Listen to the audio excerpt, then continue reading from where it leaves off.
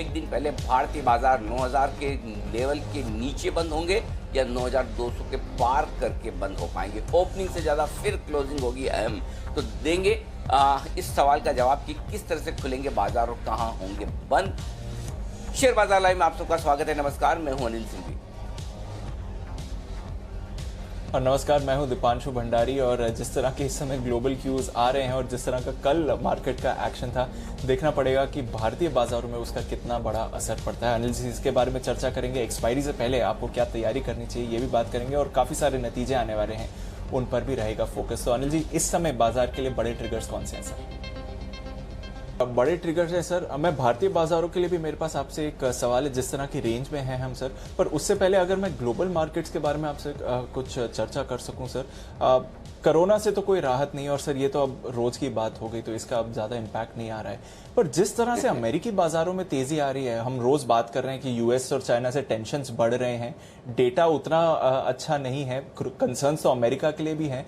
पर जो levels America cross कर रहा है, डाउ कल इंट्राडे में 25,000 के ऊपर गया सर। S&P 500 इंट्राडे में 3,000 के ऊपर गया, जो उसका 200 डेली मूविंग एवरेज है। और 5 मार्च के बाद पहली बार 3,000 के ऊपर S&P 500 गया।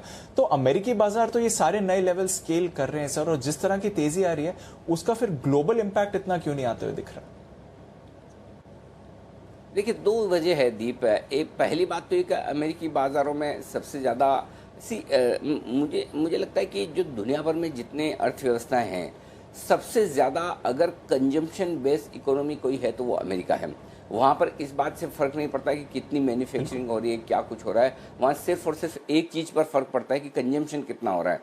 और अगर ट्रम्प साहब ये कहते हैं कि अब सारे राज्यों को खुल जाना चाहिए, हमें कंजम्पशन बढ़ाने की ज़रूरत है, कंजम्पशन बढ़ाने के लिए जितनी लिक्विडिटी चाहिए वो देंगे, डॉलर प्रिंट करेंगे, इंटरेस्ट रेट्स को जीरो या इसके नीचे भी रखेंगे, तो वो सारे उपाय उन्हें एक ही तरीका आता है कि जितना ज़्यादा कंजम्पशन बढ़ेगा उतनी इकोनॉमी मजबूत होगी। क्योंकि अब अमेरिका इस सिचुएशन में नहीं है कि वो मैन्युफैक्चरिंग कर कर अपनी इकोनॉमी की ग्रोथ को लाने की सोचे। हाँ, थोड़ा बहुत प्रोटेक्शन ट्रम्प साहब अपनी वहाँ की कंपनियों को देने की जब तक कोशिश करते रहते हैं, वो अपनी जगह ठीक है। लेकिन वो चीन या हिंदुस्तान की तरह बड़ा मैन्युफैक्चरिंग हब अब अमेरिका को नए सिरे से बना पाएँ, वो पॉसिबल ही नहीं। क्योंकि जिस तरह के लेबर और जिस तरह की चीज़ों बाकी सारी चीज़ों की ज़रूरत होती है, वो अमेरिका में मुश्किल मामला है। तो उनके पास एक ही उपाय बचता है, और वो ये कि जितना ज़्यादा कंजम्पशन बढ़ाए उतनी ज़्यादा इकोनॉमी मजबूत हो। और इसके लिए वो भरसक प्रयास ये कर रहे हैं। आप सोचिए, अगर रोज़ 20-25 हज़ार नए केस आते हैं, 30-30 हज़ार नए केस आते हैं, 1 लाख से ज़्यादा लोग मर चुके हैं, उसके बावजूद उनका कॉन्फिडेंस देखिए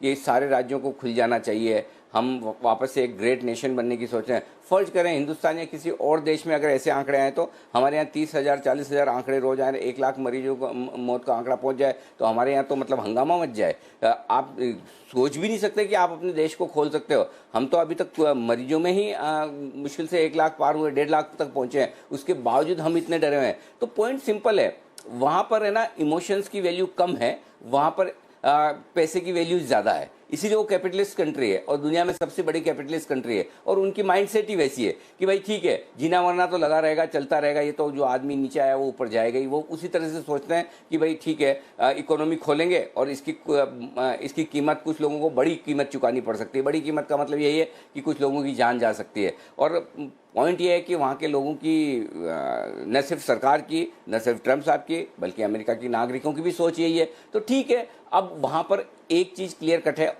इकोनॉमी ओपन अप हो रही है, कंजम्पशन फिर से बढ़ेगा, इसको लेकर लोग मजबूती से तेज़ी के मूड में आ रहे हैं। और दूसरा, तेज़ी करने के लिए एक तो अच्छा सेंटीमेंट चाहिए जो ट्रम्प साहब बनाने की कोशिश कर रहे हैं, और दूसरा उन्हें चाहिए पैसा, जो फेड की तरफ से पूरी प्रिंटिंग प्रेस दिन रात काम कर रही है, जितने डॉलर्स चाहिए छाप छाप के वो दे रहे हैं। तो ये दोनों ही चीज़ें ऐसी हैं जो अमेरिका को तेज़ी में रखे हुए। कोई बड़ी बात नहीं दीप, के अगर यहाँ से 700-800 पॉइंट डाउ और बढ़ जाए, संभव है, जा सकता है 25,500 25,800 तक जाने की जगह डाउ में बनती है। तो पॉइंट सिंपल है। और दूसरी बात ये, कोरोना की बुरी खबरों को नज़रअंदाज कर रहे हैं अमेरिकी बाजार।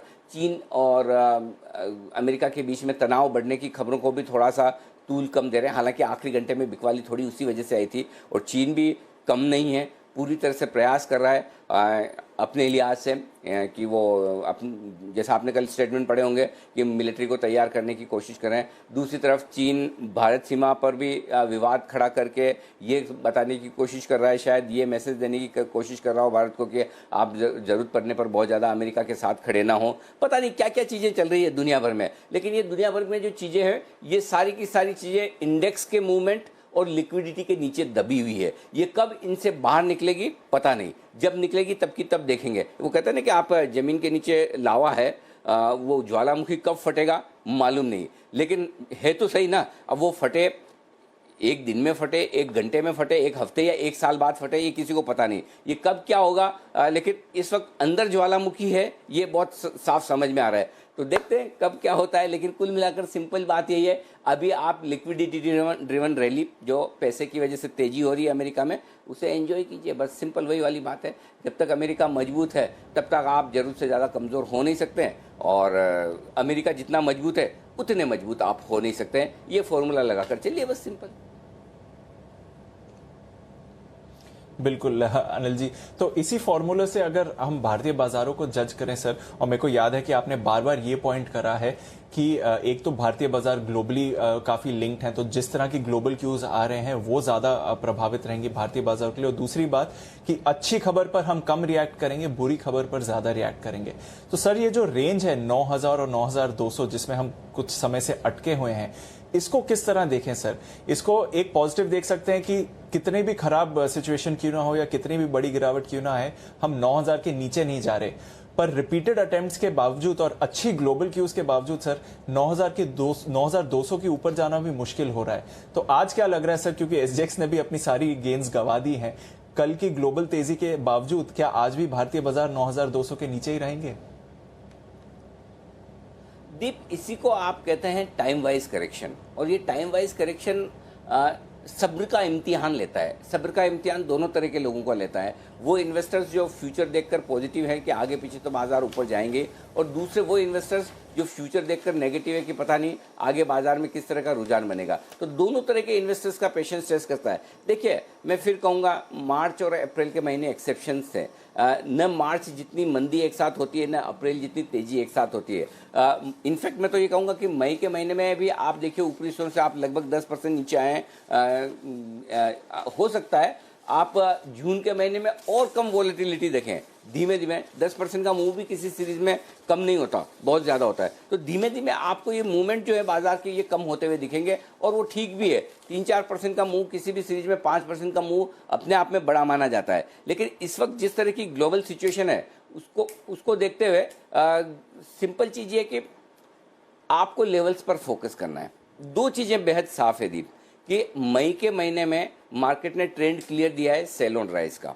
जहां मई के महीने की शुरुआत की वो टॉप बनाया, और आज हम 27 मई पर हैं, हम पूरे मई में उस लेवल को पार नहीं कर पाए, करेक्ट, जो जहां से हमने मई के महीने की शुरुआत की थी। मई के महीने में एक बड़ा बाउंस मिला था जब प्रधानमंत्री जी ने वो ऐलान किया था राहत पैकेज का, और उस दिन 9583 का हाई बना। वो दिन भी जहां खुले वहीं टॉप बना। तो पॉइंट सिंपल है, इस पूरे महीने में आप किसी भी दिन उठाकर देख लीजिए, जिस दिन आपको निफ्टी में बड़े उछाल के साथ शुरुआत होती हुई दिखिए, उस दिन बिकवाली हुई है। इनफैक्ट खरीदारी तो पैनिक में ही हुई है, अदरवाइज उछाल जिस दिन मिला उस दिन बिकवाली हुई है। मेरा पॉइंट सिंपल है कि जब तक आप 8800 8900 की रेंज को क्लोजिंग बेसिस पर नीचे नहीं तोड़ते हैं, क्योंकि आपको दो क्लोजिंग मिली है 8825 और 8875 की इस महीने में, जो 8900 के नीचे की है, या यूँ कह सकते हैं कि 9000 के नीचे की दो ही क्लोजिंग है, ठीक है। तो वो लेवल आपके लिए क्लोजिंग के लिहाज से अहमियत वाला है। ऊपर जब तक वापस आप 9200 के ऊपर बंद नहीं होते हैं, तब तक आप वापस ताकत नहीं दिखाएंगे। तो देखते हैं किस तरफ इस रेंज में कंसोलिडेशन करने के बाद बाजार मूव देता है। हो सकता है इस रेंज से बाहर निकलने के लिए हमको जून के महीने का इंतजार करना पड़े, लेकिन हाँ, अगर रेंज के बाहर निकलना है, इतना वक्त बिताने के बाद अगर आपको किसी एक तरफ का निर्णायक मूव देना है, तो उस मूव देने के लिए सबसे बढ़िया दिन है कल का, आज नहीं कल का। कल एक्सपायरी का दिन है, और देखते हैं एक्सपायरी के दिन अगर कल एक बड़ा उछाल या बड़ी गिरावट आकर एक डायरेक्शन आपको समझ में आ जाए कि बाजार नियर टर्म में किस तरफ जाना चाहते हैं, तो अच्छा है। लेवल्स क्लोजिंग के लिहाज से देखेंगे। मैं इसीलिए लगातार 3-4 दिन से आपको कंटिन्यूस ये कह रहा हूँ, ओपनिंग इंपॉर्टेंट नहीं है, क्लोजिंग कहाँ होती है वो सबसे ज़्यादा अहम है। बहुत मूड ख़राब करके ओपन होते हैं लेकिन क्लोजिंग बुरी नहीं होती, बहुत मूड अच्छा करके ओपन होते हैं लेकिन क्लोजिंग उतनी मजबूत नहीं मिलती। तो देखते हैं आज क्लोजिंग 9000 के नीचे या 9200 के ऊपर हो पाती है नहीं। 9200 के ऊपर की क्लोजिंग के आसार तो अभी थोड़े कम दिख रहे हैं जिस तरह का मूड माहौल है, लेकिन 9000 को क्लोजिंग बेसिस पर होल्ड कर पाए ये अचीवमेंट होगा, ताकि कल के लिए कम से कम उम्मीद बनी रहे। लेकिन हाँ, 8800 ज़्यादा सही और सटीक लेवल है जो आपको रेंज तोड़ने के संकेत देगा। तो 8800 9200 ये बड़ी रेंज है जिस पर आपको फोकस करना है, और छोटी रेंज 9000 9200 की एक क्लोजिंग बेसिस पर। दीप बिल्कुल, तो एक रेंज में अटके हुए हैं। आज शायद एक और वैसा ही दिन रहे, पर देखना पड़ेगा कि एक्सपायरी और फिर नई सीरीज से क्या संकेत आते हैं। तो सर फिर आज की बात करते हैं। आज भी सर लगी रहे फिर रेंज में ही रहेंगे?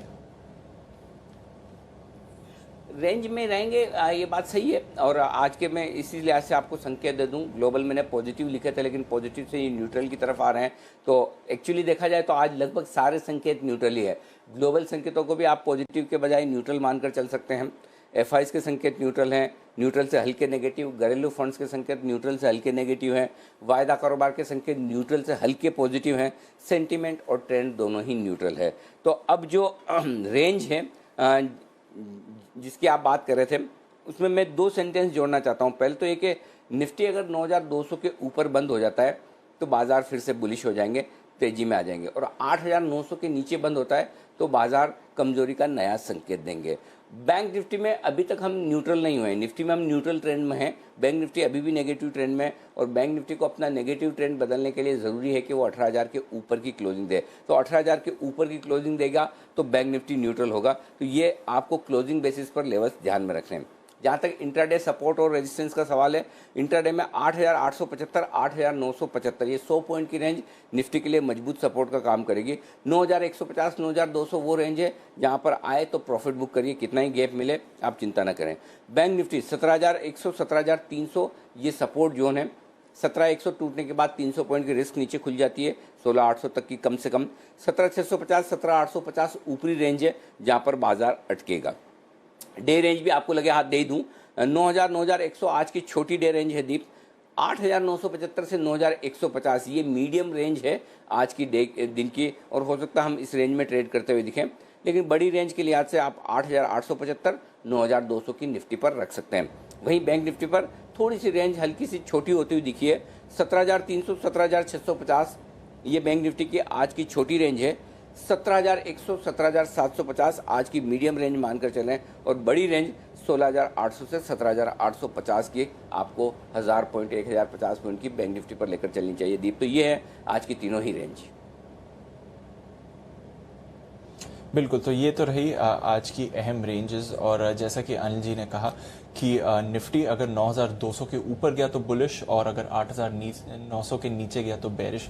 सर बाकी सेटअप की बात करें उससे पहले एक बार थोड़ा बैंक्स पर भी आप अगर विस्तार में बता सकें सर, क्योंकि बैंक निफ्टी में एक्शन भरपूर रहा है, एक रेंज ब्रेकआउट नहीं आ रही है, पर जो हम लीडरशिप देख रहे थे कहीं ना कहीं बैंक निफ्टी ने कोशिश करी है वो लीडरशिप वापस लेने की, पर वो सक्सेसफुल नहीं रहा है। तो बैंक निफ्टी पर क्या व्यू है सर, स्पेसिफिकली थोड़ा अगर पोजिशनल व्यू हो तो? नहीं, कल अगर आप कल देखें आपको ये लगेगा कि निफ्टी 10 पॉइंट नीचे बंद हुआ और बैंक निफ्टी करीबन 150 पॉइंट ऊपर बंद हुआ है। पहली बार ये लंबे समय के बाद ऐसा दिखा कि बैंक निफ्टी ने थोड़ी सी ताकत ज़्यादा दिखाई है, लेकिन उससे उत्साहित होने की ज़रूरत नहीं है दीप। मुझे नहीं लगता कि बैंक निफ्टी में, ठीक है, पॉइंट सिंपल इतना ही कि बैंक निफ्टी ज़्यादा कमज़ोर है, ओवरसोल्ड है निफ्टी के मुकाबले में, इसलिए हल्का सा रिबाउंड जहां आने का पहला संकेत होगा। और आपको याद होगा 3 दिन से हम एक चीज़ कह रहे हैं कि 16800 17100 ब्लाइंड बाय लेवल है, स्ट्रॉन्ग सपोर्ट लेवल है, गोल्डन लेवल है, जहां पर एक बार आपको शॉर्ट कट कवर करके ऊपर के लिए ट्रेड करना चाहिए। ये बात हमने बैंक निफ्टी के लिए कही, ये निफ्टी के लिए नहीं कही कि आप निफ्टी 9000 ब्लाइंड बाय लेवल है और यहाँ से एक बढ़िया बाउंस होगा। क्यों? उसकी रीज़न ये है कि निफ्टी न्यूट्रल रेंज में है, निफ्टी नेगेटिव रेंज में नहीं है अभी। निफ्टी ऑलरेडी कम कमज़ोर है, बैंक निफ्टी ओवरसोल्ड है, तो हो सकता है उस लेवल से बाउंस बैक करे। लेकिन अगर फिर मैं कहता हूँ गिरावट की लीडरशिप तो आपको बैंक्स और फाइनेंशियल से ही आएगी। बैंक एनबीएफसी है, जब भी कमजोरी होगी ये गिरने में आगे रहेंगे। एक आध दिन कोई एक्सेप्शन का निकाल दें अलग बात है। अब आपको क्या करना चाहिए? अब सिंपल ये है कि अगर 17850 पहला वो लेवल है क्लोजिंग बेसिस पर जिसके ऊपर बंद हो तो ताकत का पहला संकेत मिलेगा। हालांकि मैंने सेफर साइड पर इसीलिए 18,000 लिखा कि 18,000 के ऊपर बंद होने पर ही आप ये मान कर चलें। और 16,800 के नीचे बंद हो गए दीप तो फिर तो गए काम से। और 16,800 की क्लोजिंग में इसलिए बोल रहा हूँ कि 24 मार्च के आसपास जब हमने लो बनाए थे क्लोजिंग बेसिस पर, 23 और 24 मार्च हमारे सबसे खराब दिन थे इस साल के, जब हम लोएस्ट लेवल पर थे। उस दिन 16,800 के 16,900 के आसपास की क्लोजिंग बैंक निफ्टी की थी। तो उस क्लोजिंग के नीचे अगर हम बंद होते हैं तो फिर बैंक निफ्टी में और नीचे की रिस्क खुल जाती है, एक आध दिन वहाँ उसके नीचे बंद हो जाए। तो मेरा पॉइंट ये है कि अभी आप 1000 पॉइंट ब्रॉडली मान के चलो। 16,850 16,800 के नीचे की क्लोजिंग बहुत खराब है, 17,850 के ऊपर की क्लोजिंग थोड़ी राहत देने वाली होगी। ये सिंपल 1050 पॉइंट की रेंज जो है ये बैंक निफ्टी के लिए आप क्लोजिंग बेसिस पर मान लीजिए। बिल्कुल, तो ये है आपके लिए बैंक निफ्टी की चाल। ये रेंज बैंक निफ्टी के लिए थोड़ी बड़ी है, बट उसके बाहर ही निकले तो ही आपको थोड़ी वहां पर सफलता देखने को मिली। एक बार सर दर्शकों को भी बता देते हैं कि बैंक निफ्टी पर आपकी क्या राय रही है पिछले कुछ दिनों में। 17,100 के आसपास आपने कहा था कि यहां से एक बाउंस लेना चाहिए, अच्छी खरीदारी की रेंज है, और बिल्कुल वैसा ही हुआ। हालांकि फिर ऊपरी स्तरों पर मुनाफा वसूली की भी राय दी थी और वहां पर भी हमने देखा कि कल थोड़ी वीकनेस है। एक बार दिखा देते हैं कि बैंक निफ्टी पर आपको क्या स्ट्रैटेजी बताई गई है। लेकिन आज मैं आपको एक इंटरेस्टिंग चीज और कहना चाहता हूँ। Bank Nifty, banks, financials, NBFC सब पर बेरिश होने के बावजूद मैं वो एक चांस लेने को तैयार हूँ। 16,800 17,100 ये वो रेंज है जहां पर ट्रेडर्स को अपनी शॉर्ट भी काटनी चाहिए, लॉन्ग भी करनी चाहिए। मेरी ड्रीम लेवल आने की तैयारी है। तो जो मेरा ड्रीम लेवल है 16,800 से 17,100, जिस रेंज में मैं निफ्टी खरीदना भी, बैंक निफ्टी खरीदना भी चाहता हूं, शॉर्ट भी काटना चाहता हूं। अब मैं आपको खुल्लम खुल्ला ये कह रहा हूं कि 16,800 17,100 वो रेंज है जहां मैं डेफिनेटली आपको स्ट्रॉन्ग बाय सजेस्ट करूंगा। 100% बाय रेंज है जहां पर पक्के तौर पर आपको शॉर्ट काट के लॉन्ग लैंड करना चाहिए। मैं एक चीज कहना चाहूंगा, 16,800 17,100 ये 300 पॉइंट की रेंज बैंक निफ्टी पर आप नोट कर लीजिए। मैं आपको कल भी कह रहा था, परसों भी कह रहा था, आज फिर कह रहा हूं कि ये रेंज ऐसी है जहां पर बाजार सपोर्ट लेगा। हमने लगातार ये कहा कि इस रेंज में आपको शॉर्ट काटना चाहिए।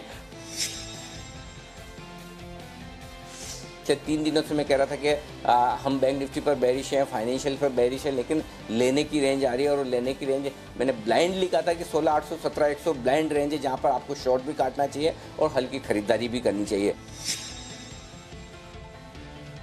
शुक्रवार को आपको हमने कहा भी था क्लोजिंग वाले सेशन में कि आप सारी शॉर्ट्स काट लें। पिछले 2 दिन से हम कह रहे थे कि 16,800 17,100 मजबूत सपोर्ट है, गोल्डन सपोर्ट है। एग्जैक्टली 17,105 का लो बैंक निफ्टी ने बनाया है शुक्रवार को और वहीं से रिकवर हुआ है।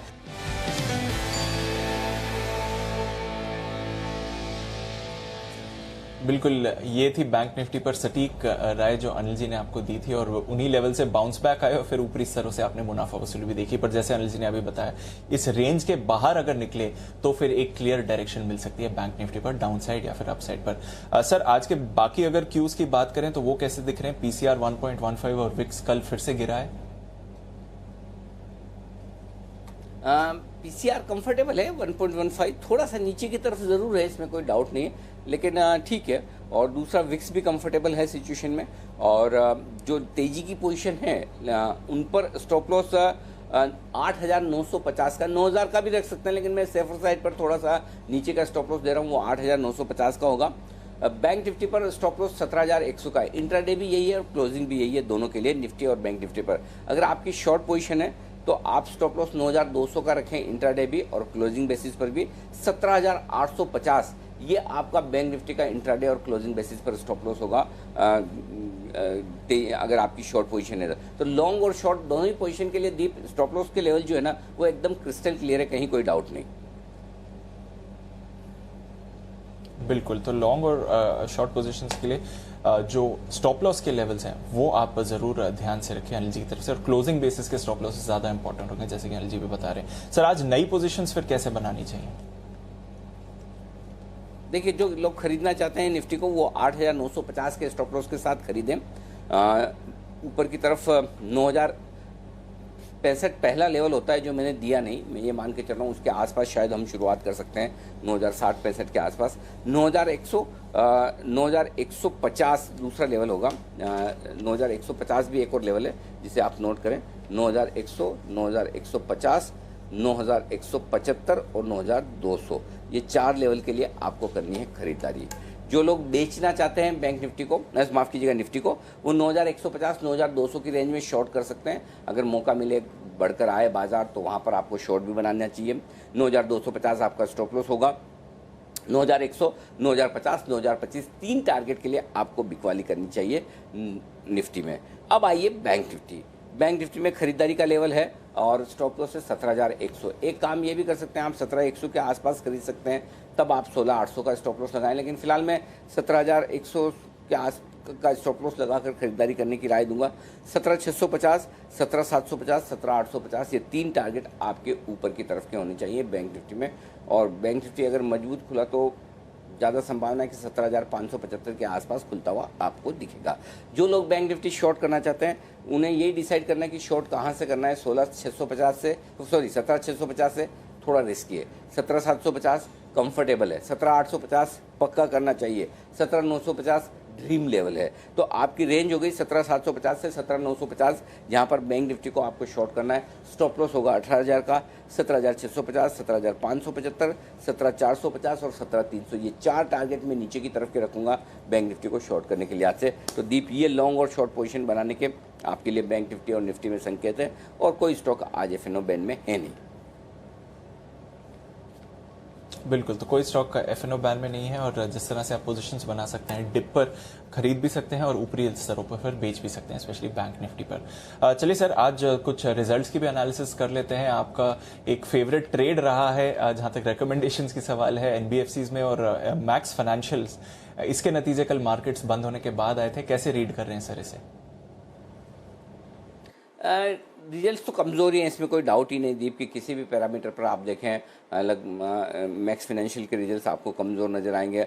मुनाफा भी तेज़ी से घटा है, 97% 200 करोड़ से घटकर 7 करोड़ के आसपास रह गया। आय में 40% की कमी आती हुई दिखी है। तो स्टॉक करेक्ट तो करेगा ही 438 के आस 400 410 ये सपोर्ट रेंज है जहां तक नीचे आ सकता है करेक्ट होकर। और ऊपरी स्तरों पर मैक्स फाइनेंशियल के 450 465 वो रेंज है जहाँ पर आए तो आप प्रॉफिट बुक कर सकते हैं। तो आपको दोनों ही तरफ ट्रेड के मौके मिल सकते हैं। बहुत गैप से खुल के हो सकता है रिकवर करे, इसलिए मैंने रेंज दी है। नीचे की तरफ 400 रुपये के आसपास स्ट्रॉन्ग सपोर्ट है, वो टूटेगा तो फिर फ्रेश मंदी होगी। तो 400 410 के रेंज को आप सपोर्ट मान सकते हैं। 450 से 465 ऊपर ये सारे लेवल्स मैं फ्यूचर्स के ले रहा हूँ जो प्रॉफिट बुकिंग करने के लिए, मुनाफा वसूली करने के लिए, बेचने के लिए अच्छे लेवल्स हो सकते हैं। जी दीप। बिल्कुल, तो मैक्स फाइनेंशियल पर भी नजर रहेगी, जिस तरह का वहां पर भी एक्शन बन सकता है। आज नतीजों के तौर पर आप वहां पर रिएक्शन देखने वाले हैं। सर, इससे पहले कि हम आगे बढ़े, वायदा कारोबार और जो एफआईएस डेटा है उसको भी एनालिसिस कर लेते हैं। वैसे तो सर आपने न्यूट्रल रखा है, पर कल जो फंड फ्लोज हैं उसमें भारतीय एयरटेल का भी एक बहुत बड़ा कॉन्ट्रीब्यूशन रहा था सर।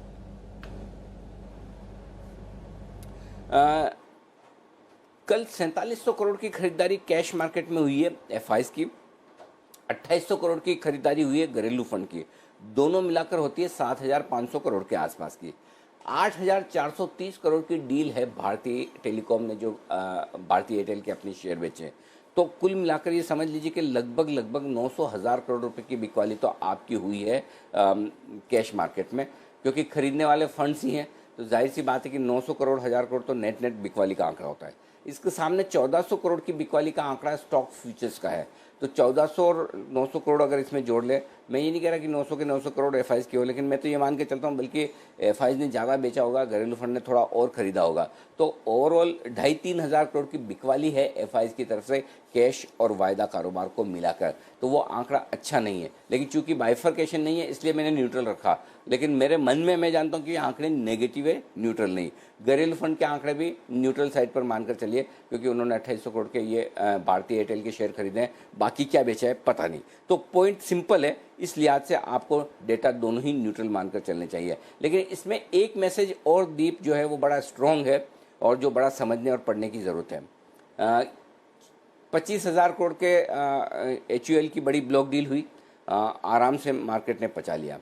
8,500 करोड़ की भारती की ब्लॉक डील और आज 7,500 करोड़ का कोटक महिंद्रा बैंक का QIP। इसमें दो चीज़ें हैं, एक ये बाजार की डेप्थ और मजबूती दिखाता है कि इतने 25,000, 8,000, 7,000 यानी कि लगभग 40,000 करोड़ की बड़े ब्लॉक्स आपके बड़े स्टॉक्स में आए और मार्केट हिले भी ना, राइट।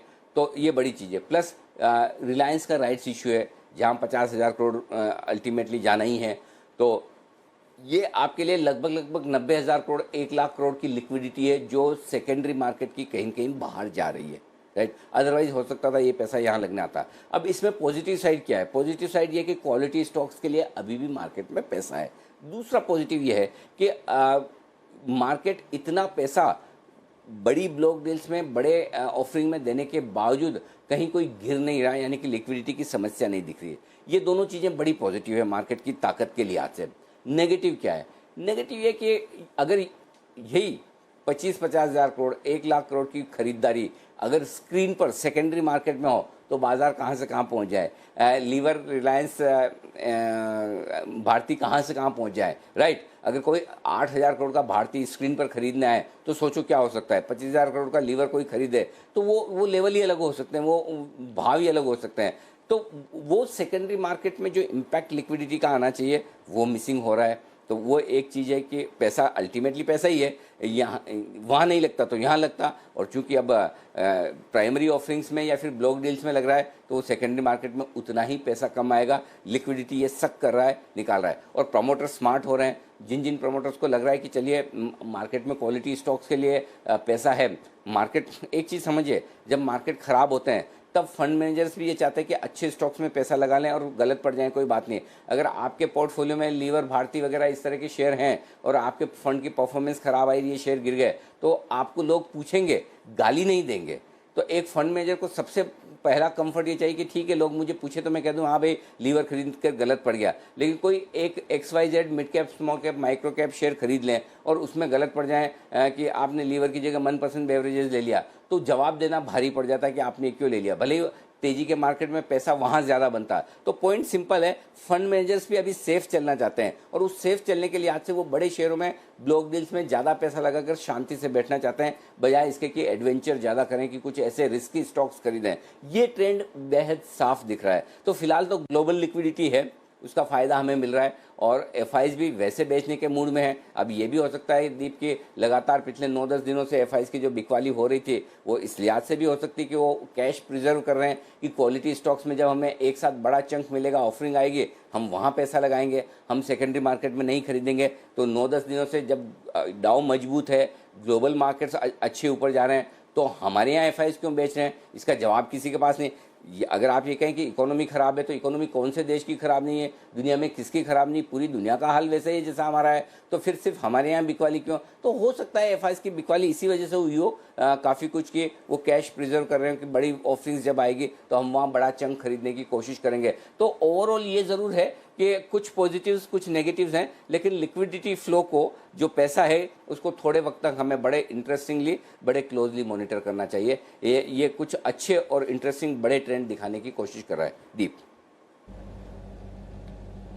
बिल्कुल, तो ये बड़ा ट्रेंड अनिल जी ने हाईलाइट करा कि क्वालिटी स्टॉक्स के लिए बहुत पैसा है मार्केट में और पैसा लगाने के लिए भी लोग तैयार हैं। आज एक और क्वालिटी स्टॉक की फंड रेजिंग है, तो वहां पर भी नजर रहेगी, उसके बारे में अभी थोड़ी देर में आपको डिटेल्स देंगे। तो ये तो रही फंड फ्लोज की बात। सर, वायदा कारोबार से जो संकेत निकल कर आ रहे हैं उससे क्या लेवल्स ध्यान में रखने चाहिए? ज़्यादा कुछ खास संकेत है नहीं दीप। 9,000 सबसे इंपॉर्टेंट लेवल है जहां पर हाईएस्ट ओपन इंटरेस्ट पुट में है 31 लाख शेयरों का। 9,000 के नीचे जाकर ट्रेड करना शुरू किया तो समस्याएं बढ़ेंगी, तेजी करने वाले ट्रेडर्स का दबाव बनेगा अपनी पोजीशन कम करने का, और फिर वो थोड़ा नीचे लाने की कोशिश बाजार को कर सकते हैं। 9,000 के ऊपर जब तक बने ठीक है, 9,200 के ऊपर क्लोज होने की संभावना नहीं के बराबर है। हाईएस्ट ओपन इंटरेस्ट वहीं पर है 30 लाख शेयरों का, जिसमें से 13 लाख शेयर तो कल ही जुड़े हैं। कल अच्छी खासी शॉर्ट्स बनी, कॉल राइटिंग हुई है। 9,100 के कॉल्स पर 10 लाख शेयर, 9,200 के कॉल्स पर 13 लाख शेयर, तो 23 लाख शेयर कल कॉल राइटिंग हुई है। तो आज 9,100 भी पहले पार कर ले तो अचीवमेंट होगा। तो 9,100 शुरुआती कारोबार में आपके लिए, वायदा कारोबार के लिए आज से एक तरह से रेंज रहेगी। 9,100 के नीचे आज के लिए, दिन के लिए फ्रेश कमजोरी, 9,100 के ऊपर दिन के लिए मजबूती का पहला संकेत मुझे लगता है शायद शुरुआती कारोबार में हम इसी रेंज के बीच में वक्त बिताने की कोशिश करें, सिंपल है यही। और बैंक निफ्टी का भी मैं बता दूं, लगी याद, माफ कीजिएगा, बैंक निफ्टी पर 17,000 मजबूत सपोर्ट है, जहां 5 लाख शेयरों का हाईएस्ट ओपन इंटरेस्ट है पुट में, 18,000 पर 9 लाख शेयरों का हाईएस्ट ओपन इंटरेस्ट कॉल में। तो ये 1000 पॉइंट की रेंज एक तरह से आपके लिए होगी बैंक निफ्टी में। इसके बीचों बीच में 17,500 आपके लिए निर्णायक लेवल है, जहां पर 3 से 4 लाख शेयरों का ओपन इंटरेस्ट पुट और कॉल दोनों में है। तो 17,500 के ऊपर अच्छे हैं, 17,500 के नीचे खराब है। सपोर्ट बिल्कुल clear cut, well defined 17,000, 18,000, 100 point कम कर लीजिए, 17,100, 17,900, ये आपके लिए बड़ी रेंज होगी दिन की वायदा कारोबार के डेटा के लिहाज से। दीप, बिल्कुल, तो ये तो रहा आज का ट्रेड सेटअप। काफी सारे इंटरेस्टिंग स्टॉक्स फोकस में भी आ रहे हैं। चलिए हमारी टीम से बात कर लेते हैं कि आज किन स्टॉक्स पर नजर है और ब्रोकरेजेस क्या बता रही हैं। देवांशी, पूजा और आशीष हमारे साथ तैयार हैं। गुड मॉर्निंग देवांशी, आपसे शुरुआत करते हैं। बताइए आज के ट्रिगर्स कौन से हैं और बाजार बंद होने के बाद कौन से नतीजे आए थे। Good morning Deepanshu. आज रिजल्ट्स के लिहाज से आप देखिए जिसके नतीजे आने वाले हैं कैश मार्केट में, उसमें Tube Investment, KPIT Tech, Heritage Food, Quess Corp, EB Fashion और वोटर बेस ये अपने नतीजे घोषित करेंगे, इस पर नजर रखें। और साथ ही जो मार्केट्स बंद होने के बाद कल जिसके नतीजे आए थे उसमें टोरेंट फार्मा अनुमान से हल्के से बेहतर ऑपरेशनल नंबर्स आते हुए दिखे हैं, मार्जिन अनुमान से थोड़े से बेहतर हैं। आप बिक्री देखिए इस बार करीब 5% तक बढ़ती हुई दिखी है, कामकाजी मुनाफा 16% तक इस बार बढ़ता हुआ दिखा है और साथ ही जो मार्जिन है वो भी इस बार 28% पे आते हुए दिखे हैं, 26% से बढ़कर। और मुनाफे में इस बार आप देखिए करीब 314 करोड़ का मुनाफा कंपनी को होता हुआ दिखा है, पिछले साल घाटा था। और अब देखिए जो भारतीय कारोबार है उसमें डबल डिजिट की ग्रोथ यानी कि 11% तक की ग्रोथ आती हुई दिखी है, जो अनुमान से काफी बेहतर है। यूएस कारोबार करीब 3% तक बढ़ता हुआ दिखा है और one time tax benefit company को जरूर मिलता हुआ दिखा है, लेकिन कुल मिलाकर आप देखिए जो नतीजे हैं ऑपरेशनल लेवल्स पर अच्छे हैं। इसके अलावा ब्लू डार्ट, इसके नंबर्स थोड़े से कमजोर है, इस बार जो बिक्री है 7% तक घटती हुई दिखी है, कामकाजी मुनाफा इस बार 56% तक बढ़ा जरूर है और मार्जिन थोड़े से बढ़ते जरूर दिखे हैं, लेकिन वो इसलिए क्योंकि खर्च थोड़ा सा कम होता हुआ दिखा है कंपनी का और घाटा कंपनी ने पोस्ट किया है करीब 30.5 करोड़ का, जो मुनाफा था 12 करोड़ का उससे घटकर।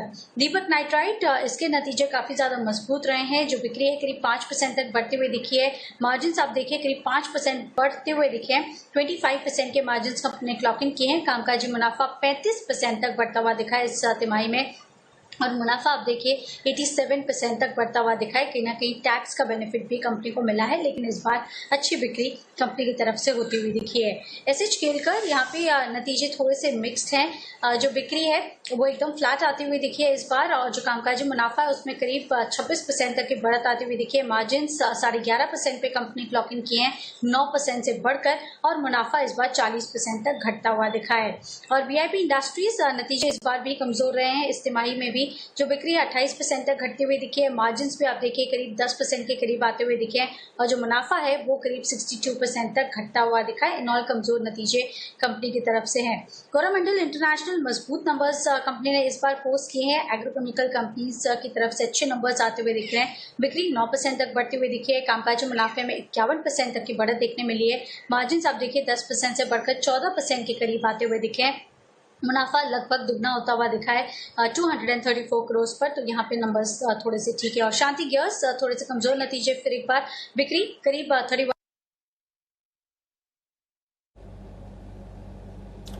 ओके, तो कई सारे नंबर्स हैं वहां पर। शांति गियर्स के बारे में भी देवांशी हमें बता रही थी, यहाँ पर मुनाफे में भारी गिरावट देखिए लगभग 80% की। पर चलिए पूजा से बात कर लेते हैं उन स्टॉक्स के बारे में जो खबरों के दम पर आज एक्शन में। बताएं पूजा, कोटक बैंक की आज क्यूआईपी भी आ रही है?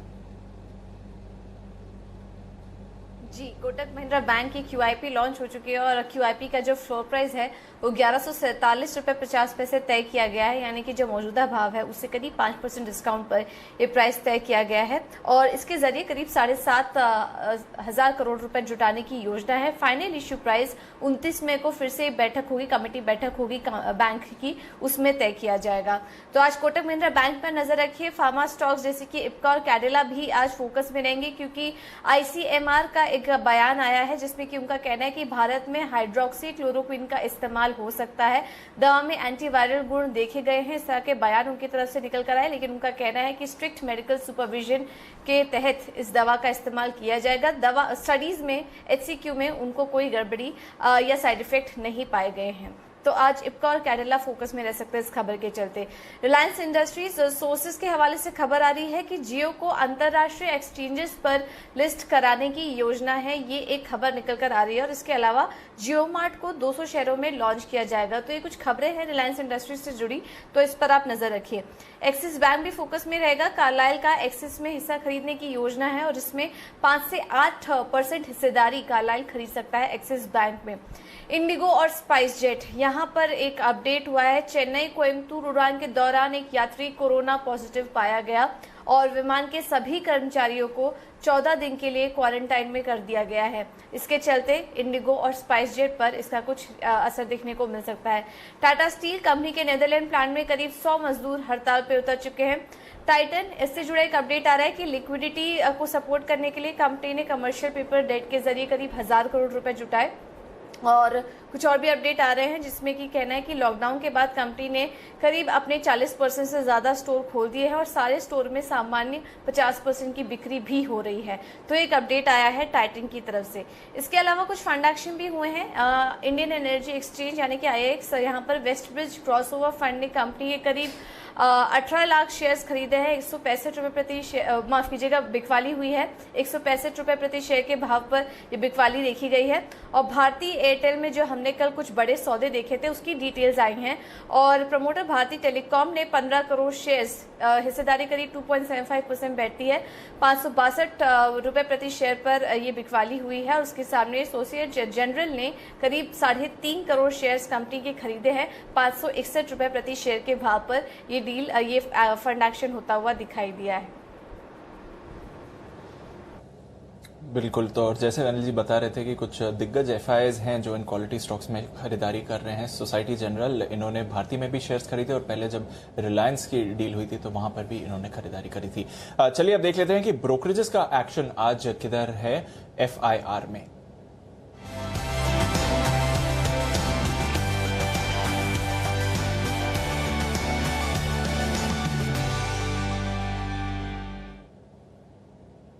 गुड मॉर्निंग आशीष, सबसे पहले तो बताइए आज नतीजों वाले स्टॉक्स पर ब्रोकरेजेस का क्या कहना है?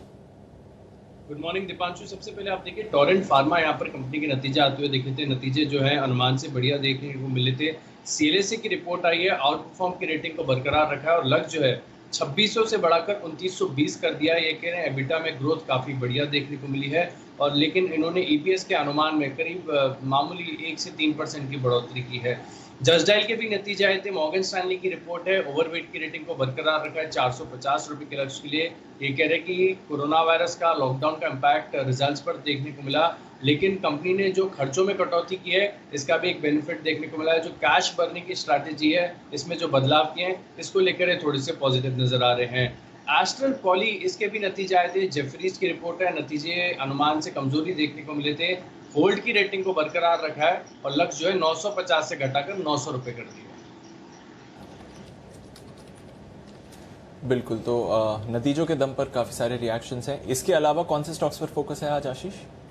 आज फाइनेंशियल स्टॉक्स और खासतौर पर बैंक्स पर फोकस रहेगा, क्योंकि क्रेडिट स्विस की एक सरप्राइजिंग रिपोर्ट आई है जहां पर ये कहा जा रहा है कि जो बैंक्स का क्रेडिट कॉस्ट है उसमें 20 से 30% की बढ़ोतरी हो सकती है, जिसके चलते इन्होंने जो EPS के अनुमान में शार्प रिडक्शन किए हैं। और देखिए कि सभी जो बैंक्स हैं इनके टारगेट प्राइस में इन्होंने कटौती की है। स्टेट बैंक ऑफ इंडिया सबसे पहले देखिए आउट परफॉर्म की रेटिंग को बरकरार रखा है, लक्ष्य 250 से घटाकर 200 रुपए कर दिया है।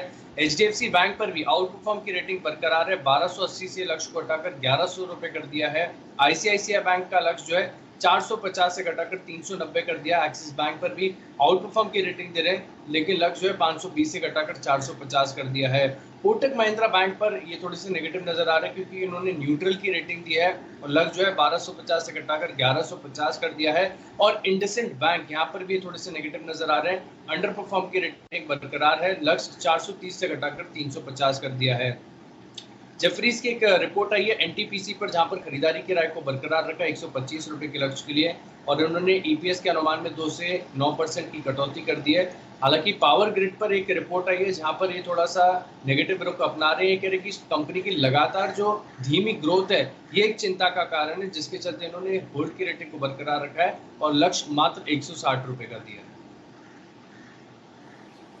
ओके, तो ये वो तमाम रिपोर्ट्स जिन पर आज आपको एक्शन दिखेगा एफआईज की खरीदारी और बिकवाली की राय के दम पर। आइए अब करते हैं शुरुआत हमारे एक्सपर्ट्स के साथ और बिगुल सीधा पिक ऑफ द डे का।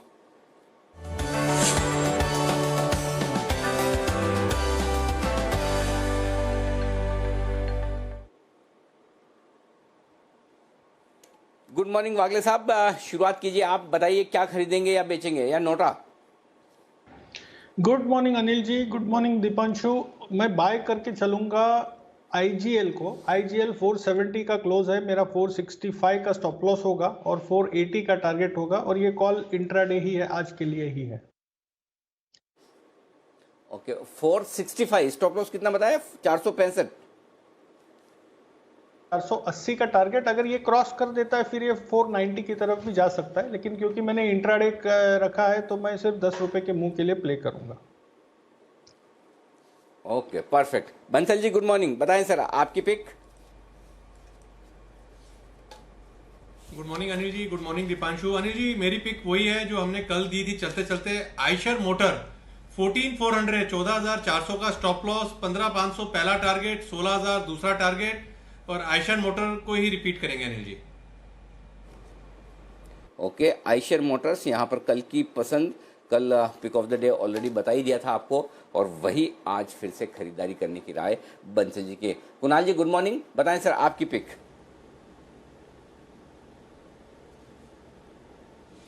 Good morning Anil ji, good morning Deepanshu. Anil जी आयशर मोटर्स में तो मैं राकेश जी के साथ हूँ ही, लेकिन अनिल जी एक स्टॉक और मुझे अच्छा लगा चार्ट्स पर। कल मैंने कई सारे चार्ट्स देखे और मुझे डिक्सन टेक्नोलॉजीज का चार्ट काफी दमदार लग रहा है। इसमें कंसोलिडेशन के बाद कल के ट्रेड में हमने ब्रेकआउट आते हुए देखा है और 4200 के आसपास एक बड़ा सपोर्ट है, तो मेरी राय में इसको बाय करना चाहिए आज के लिए। 4400 के आसपास 4400 पर एक स्टॉप लॉस रखें तो डिक्सन टेक्नोलॉजी मुझे लगता है कि 4700 का लेवल आज ही दिखा सकता है।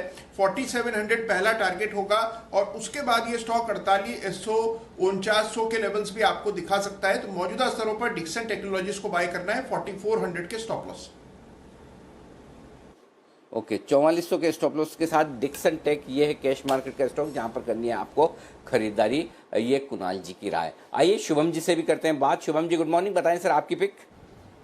गुड मॉर्निंग अनिल जी, मेरा एक बिकवाली वाला आज कैंडिडेट है और स्टॉक है अशोक लेलैंड। और अगर हम अशोक लेलैंड में देखें तो लगभग 3 महीने के हाईएस्ट एग्रीगेट ओआई पे अभी डेरिवेटिव डेटा है। और वही अगर हम फ्राइडे का एक्टिविटी देखें तो फ्राइडे को एक मैसिव शॉर्ट यहाँ पे बिल्ट होता हुआ दिखा है और टेक्निकली भी एक कंटिन्यूएशन पैटर्न से ब्रेकआउट है। तो तीनों ही स्टडी इंडिकेट कर रहे हैं कि अशोक लेलैंड में यहाँ से गिरावट और बढ़ती हुई दिख सकती है। तो हम एक ऑप्शन के थ्रू यहाँ पे ट्रेड बनाएंगे। 40 के स्ट्राइक का जो पुट ऑप्शन है और ये अगली एक्सपायरी की मैं बात कर रहा हूँ, जून की एक्सपायरी की, उसको हम खरीद के चलेंगे। 2.5 रुपए पे अभी मिल रहा है, 4.5 का टारगेट होगा और 1.5 रुपए पे एक स्टॉप लॉस मेंटेन करें। 4.5 ये कौन सा 40 रुपए वाला खरीदना है कि नहीं 45 वाला? नहीं, 40 के स्ट्राइक का पुट ऑप्शन अनिल जी जून महीने का 2.5 रुपए पे मिल रहा है, 1.5 का स्टॉप लॉस, 4.5 का टारगेट। ओके, जून महीने का है, अगले महीने का लेना है, ठीक है। 40 रुपए का पुट ऑप्शन है और यहाँ पर खरीदारी करनी है। 2.5 रुपए के आसपास मिल रहा है। 1.5 रुपए का आपका स्टॉप लॉस होगा। 4.5 रुपए के टारगेट के लिए करनी है खरीदारी। खरीदारी और बिकवाली कहाँ करनी है ये बताएंगे जैन साहब गुड मॉर्निंग, बताएं सर क्या इरादा है? बिल्कुल Anil ji, very good morning. मुझे ऐसा लगता है कि बाइंग तो करनी चाहिए। देखिए मार्केट्स भले ही रेंज बाउंड हो, नेगेटिव न्यूज बहुत सारी है, बट साथ में जो ग्लोबल मार्केट्स में लिक्विडिटी आ रही है और साथ में जो एक अमेरिकन मार्केट्स में नैस्डैक देखिए ऐसा लगता है जैसे कुछ हुआ ही नहीं है। वहाँ पे ऑलरेडी ऑलमोस्ट अपने हाइज के आसपास वी शेप रिकवरी दे दिया है। बट ठीक है, इंडिया की अपनी प्रॉब्लम्स है, सारे एलओसीज एक प्रॉब्लम बन रखी है, लॉकडाउन है या फिर एलओसी का मतलब वो लाइन ऑफ कंट्रोल पे जो हो रहा है पाकिस्तान इंडिया चाइना लद्दाख में, फिर बाद में लोकास्ट, हमारे तो राजस्थान में लोकास्ट का भी एक बहुत बड़ा वो हुआ था अभी, उसकी वजह से खेती काफी खराब हुई है। रबी की फसल जो एक अच्छी होने वाली थी और उस पर भी इम्पैक्ट पड़ेगा, तो एग्री फ्रंट पे भी वहां पे थोड़ा रहेगा। बट फिर भी मुझे लगता है कि बाइंग तो ऐसे वैल्यूएशंस पे कई स्टॉक हैं और ऐसा वैल्यू कुछ देते हैं और कुछ सेक्टर्स बहुत अच्छा करें, जैसे कि एक्सचेंज का जो पूरा इकोसिस्टम है उसके मैंने सारे स्टॉक्स को रेकमेंड किया, भले वो आईएक्स हो, एमसीएक्स हो, सीडीएसएल हो, बीएसई हो। तो आज में एमसीएक्स जो कि हम लोगों ने नवमी पिक के तौर पे 1025 पे दिया था, 1200 के लगभग है, 1260 का टारगेट है। तो मुझे लगता है आज लास्ट लेग 1260 तक ये पहुंच सकता है, 1200 के लगभग भाव है। और टाटा मुझे ऐसा लगता है कि टाटा कॉफी पे ध्यान देना चाहिए। अच्छा खासा बीटन डाउन स्टॉक है, पूरे रैली में पार्टिसिपेट नहीं किया तो डाउनसाइड रिस्क कम लगती है। And last but not the least, Deepak nitrite के रिजल्ट्स अच्छे आए हैं और केमिकल स्टॉक्स वैसे ही फ्लेवर में है। काफी स्टॉक्स मैंने रेकमेंड किया, उनमें से मेरा वन ऑफ द फेवरेट्स जो कि मैंने लास्ट वीक जो बाजार अगले हफ्ते शो होता है उसमें मैंने विनाती ऑर्गेनिक्स दिया था as a long term pick, तो मुझे लगता है कि विनाती ऑर्गेनिक्स भी अच्छा कर सकता है आज के सत्र में। ये है आपके लिए राय इस वक्त जैन साहब की तरफ से। एमसीएक्स, टाटा कॉफी और दीपक नाइट्रेट, ये है वो स्टॉक जहां पर आपको खरीदारी करनी है। एमसीएक्स अच्छा, इस बीच बंसल जी के भी टारगेट 16,000 के हैं। आइशर मोटर्स के अगर आपने नोट नहीं किए हो तो नोट कर लें, 14,400 का स्टॉप लॉस है, 16,000 के टारगेट। जैन साहब एमसीएक्स खरीदारी करने की राय दे रहे हैं, टाटा कॉफ़ी खरीदारी करने की राय दे रहे हैं, दीपक नाइट्रेट जिसके रिजल्ट्स बेहद शानदार आए हैं और इन अच्छे रिजल्ट्स के बाद दीपक नाइट्रेट तो हमारे शायद ही कोई ऐसा एक्सपर्ट बचा हो जिसने रिकमेंड नहीं किया हो, लेकिन इसमें कोई डाउट नहीं, जब जब दीपक नाइट्रेट की बात आएगी सबसे पहले और सबसे ज़्यादा क्रेडिट सिद्धार्थ सेरानी साहब को जाएगी, जिन्होंने सबसे पहले इसे बहुत स्ट्रांगली रिकमेंड किया था। तब तो मेरे ख्याल से 200-250 रुपये के दाम चला करते थे, तब से वहाँ से रिकमेंडेशन दीपक नाइट्राइट की आई और आप देख सकते हैं 500 तक पहुँच चुका है। बहुत ही बेहतरीन रिजल्ट्स यहाँ पर दीपक नाइट्राइट के आते हुए दिखे हैं। आइए इसी पर फोकस करते हैं, आगे बढ़ते हैं, कुछ और बेहतरीन रिजल्ट्स पर फोकस करते हैं। टोरेंट फार्मा, इसके भी रिजल्ट्स दमदार नज़र आ रहे हैं। ऑपरेशनल फ्रंट पर हमारे अनुमान से बेहतर मुनाफे का आंकड़ा थोड़ा सा कम आया है, लेकिन ऑपरेशनली मुनाफे का आंकड़ा हमारे अनुमान से बेहतर है। मार्जिन हम 26.25% के आसपास की उम्मीद कर रहे थे, 28% से ज़्यादा का मार्जिन आया है और मुनाफा में आई ये कंपनी 152 करोड़ का घाटा था। हमारा अंदाजा था 230 करोड़ का मुनाफा करेगी, उसके सामने 314 करोड़ का मुनाफा किया है। और साथ ही CLSA की रिपोर्ट भी है, जहां पर CLSA ने इनके लिए टारगेट भी बढ़ाए हैं, 2600 से बढ़ाकर 2920 किए हैं। शुभम जी, टोरेंट फार्मा खरीदेंगे आप? अनिल जी बिल्कुल खरीदूंगा और in fact pharma as a space अभी भी रिलेटिवली आउट परफॉर्म कर रहा है और टोरेंट फार्मा अपने प्रीवियस ऑल टाइम हाई के बेहद करीब है, तो हो सकता है कि वहाँ पे जल्दी एक ब्रेकआउट देखने को मिले। तो ये ट्रेडिंग कॉल नहीं होगा, थोड़ा सा पोजिशनल पर्सपेक्टिव से यहाँ पे खरीदारी करें, तो जस्ट इन केस अगर करंट लेवल पे और अगर हल्का फुल्का अगर यहाँ पे पुल बैक भी मिल जाता है तो उसमें भी खरीदें। 2450 का एक पोजिशनल ट्रेड के लिए स्टॉप लॉस रखें और अपसाइड में मुझे लगता है कि 2800 तक के टारगेट आते हुए दिख सकते हैं और इस चीज को हो सकता है कि 5 से 6 दिन का समय लगे। ये आपके लिए राय है टोरेंट फार्मा पर।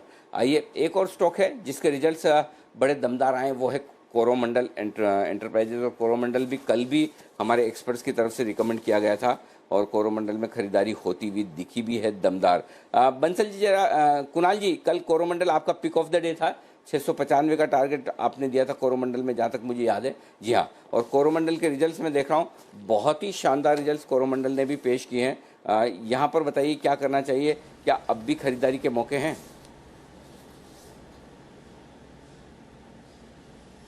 बिल्कुल है अनिल जी। देखिए, अगर मान लीजिए जहां कल बंद हुआ उसके आसपास मिलता है, यानी कि आपको 650 के आसपास मिलता है कोरोमंडल, बिल्कुल बाय करना चाहिए। मुझे लगता है ये स्टॉक 700 को पार करेगा। और कल भी अनिल जी देखिए इसमें निचले स्तरों से बहुत ही शानदार रिकवरी हुई और 650 के आसपास बंदी हुई। ब्रेकआउट लेवल अभी भी इंटैक्ट है, तो मुझे लगता है कि अभी भी बाय करना चाहिए। अगर आपको ये 5-7 रुपए ऊपर मिले तो भी बाय करें और स्टॉप लॉस जो है वो 640 के आसपास रखें। 725 तक मुझे लगता है कि कोई रेजिस्टेंस नहीं है, ये लेवल्स आपको कोरोमंडल में आते हुए दिखेंगे। ओके, कंजम्पशन से जुड़े कुछ स्टॉक्स जिनके नतीजे ढीले रहे हैं। वीआईपी इंडस्ट्रीज काफ़ी कमज़ोर नतीजे हैं। एसएच केलकर भी मिले जुले से नतीजे, मुनाफा 40% घटा है कंसोलिडेटेड बेसिस पर। जैन साहब कैसे देखते हैं इन रिजल्ट्स को, क्या करना चाहिए इन दोनों शेयरों में?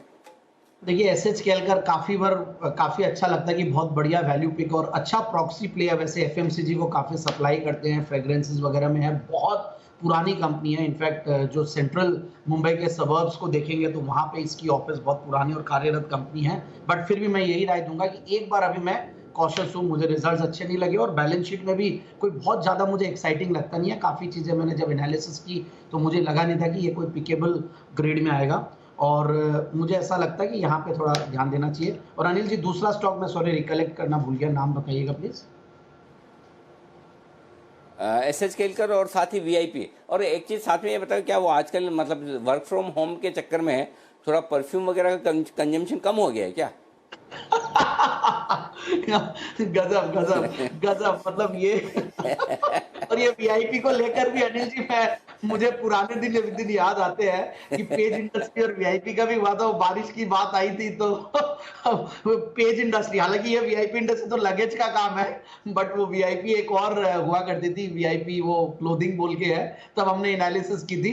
बट परफ्यूम्स का कंजम्पशन हो सकता है अनिल जी, देखिए वो भी एक इम्पैक्ट पड़ेगा, बट फिर भी मुझे ऐसा लगता है कि इस कंपनी में अभी दमखम इतना ज्यादा नहीं है। एसएच केलकर और भी दूसरे इतने केमिकल स्टॉक्स बता चुके, तो मुझे लगता है दूसरों पे ध्यान दिए, जैसे कि आज मैंने अभी विनाती ऑर्गेनिक्स बताया है, या फिर ऑलरेडी दीपक नाइट्राइट है, और हमारे जो कोरोमंडल इंटरनेशनल है, जो कि मैंने भी इनफैक्ट अक्षय तृतीया के दिन ये स्टॉक दिया था और टारगेट भी अचीव हुआ 625, और अभी भी लगता है कि आगे चलेगा। सो ये स्टॉक्स पे ध्यान दें। और वीआईपी मुझे ऐसा लगता है थोड़ा सा लगेज इंडस्ट्री, वैसे मैं बुलिश हूँ और वैल्यूएशंस बहुत अच्छे हैं, सब कुछ बढ़िया है, बट थोड़ा सा ट्रैवल एंड टूरिज्म पे इंपैक्ट पड़ेगा। जिस तरीके के अगर लॉकडाउन के नॉर्म्स खुले भी हैं, लगता नहीं कि ट्रैवल इतनी इजीली लोग कर लेंगे, क्योंकि 14-14 दिन की क्वारंटाइन और बहुत सारे टर्म्स एंड कंडीशंस के साथ है, और इतनी इजीली लगेजेस बिकेंगे नहीं, अननेसेसरी कंजम्पशन लोग करेंगे नहीं। तो मुझे तो ऐसा लगता है कि थोड़ा वेट एंड वॉच रखना चाहिए इन स्टॉक्स में। कोटक महिंद्रा बैंक, वागले साहब जरा इसके चार्ट्स देखिए और बताइए। क्यूआईपी आज खुल रहा है 1147.75 रुपए, कल की क्लोजिंग के आसपास ही इसकी फ्लोर प्राइस तय हुई, लेकिन डील उससे थोड़ा नीचे में हो सकती है। 1120 1130 रुपए के आसपास भी लोग अंदाजा लगा रहे हैं। एग्जैक्टली क्या कहाँ होगा वो देखना होगा, लेकिन अगर किसी को खरीदना हो गिरावट में क्यूआईपी के वक्त या क्यूआईपी के बाद प्राइसिंग को देखते हुए, क्या सही लेवल है नीचे में एंट्री करने का? अगर आप बता पाएं कि इस लेवल के आसपास आए स्टॉक तो खरीदना चाहिए। अनिल जी, ये सवाल मेरे लिए है? जी वागले साहब। अनिल जी, मुझे कोटक महिंद्रा बैंक बहुत ज़्यादा साइडवेज दिखता है। 1170 के करंट भाव से 72 के करंट भाव से 1200-1205 के ऊपर जब तक ये नहीं निकलता, मुझे नहीं लगता है इसमें बड़ी मोमेंटम आएगी। ऑन द डाउन साइड 1130 भी ब्रेक नहीं होगा। 1130 और 1200 ये रेंज है, तो मैं खरीदूंगा तो इसको 1200 के पार निकलने के बाद ही देखेंगे।